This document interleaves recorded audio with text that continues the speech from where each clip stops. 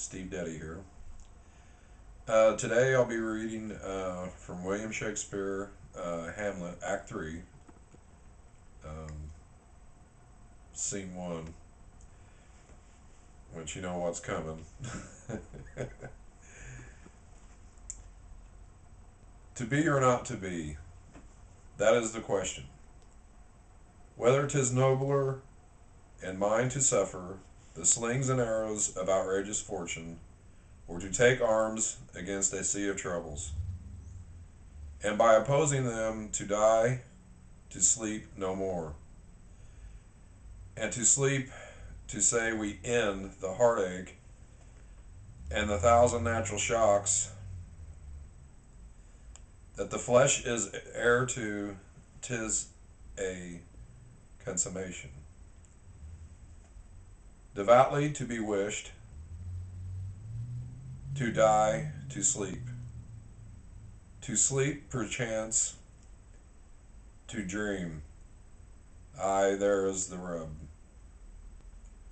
For in that sleep of death, what dreams may come when we shuffle off to this.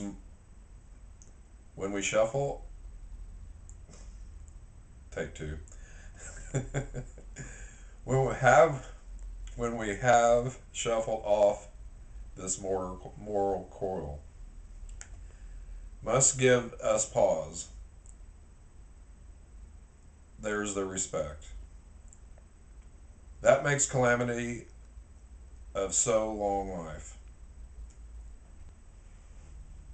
For who would bear the whips and scorns of time, the oppressor's wrong, the proud man's contumely? Hope I pronounced that right. The pangs of despair, the pangs of despised love, the law's delay, the patient merit of unworthy takes, when he himself might his quietus make, with bare bodkin, who would fardel, who would fardels bear, to grunt and sweat under weary life.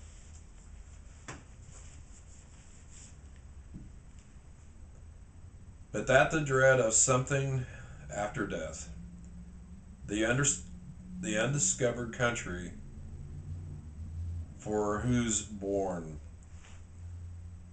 no traveler returns, puzzles the will, and makes us rather bear those ills we have than fly to others that we know not of. Thus conscience makes cowards of us all, and thus the native hue of resolution is sickled o'er with the pale cast of thought, and enterprises of great pitch and moment. With this regard, their currents may awry, and lose the name of action.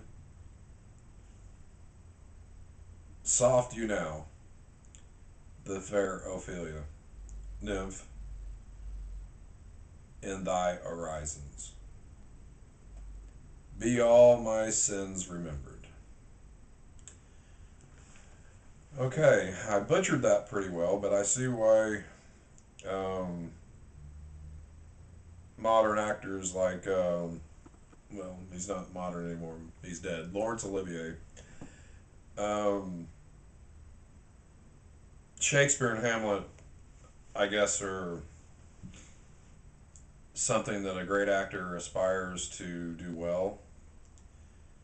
And by the way I butchered this and the way I read it, I can see how difficult it is to master Shakespeare and or Hamlet. Uh, the meat of what Hamlet is going through and what Hamlet or Shakespeare, actually I should say what Shakespeare is conveying through Hamlet, and what the character of Hamlet himself is going to. I'll start with to be or not to be. Well, that is whether to live or to die. Um, Hamlet knows that his uncle has killed his father, and his father was the king. Um, Hamlet is the prince, but his brother or his uncle was the next in line of succession. So his uncle took the throne. Hamlet finds out um,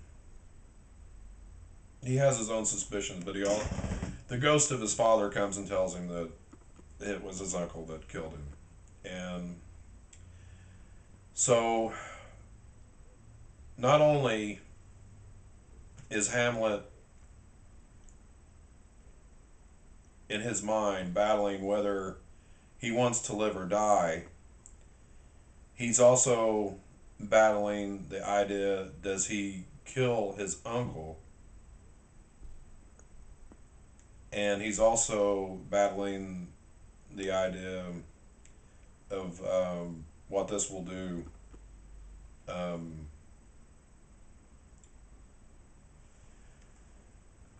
he also is troubled by his conscience. And if what he says here, thus conscience does make cowards of us all. The thinking about it and his conscience is stopping him from killing his uncle. And he wants to kill his uncle, but he can't. In a nutshell, Hamlet does not know what to do. Hamlet is going insane because he does not know what to do. And this is true to this day in many regards to many people's lives. Whether you're a leader or whether you're just someone that's sitting at home, people battle with things all the time. Whether to live or to die, whether to do the right thing or the wrong thing. Um, you know, do I zig? Do I zag? Do I do this? Do I do that? And Hamlet is basically being driven insane by not knowing what to do. And that's all I have to say about Hamlet, Act 3, Scene 1.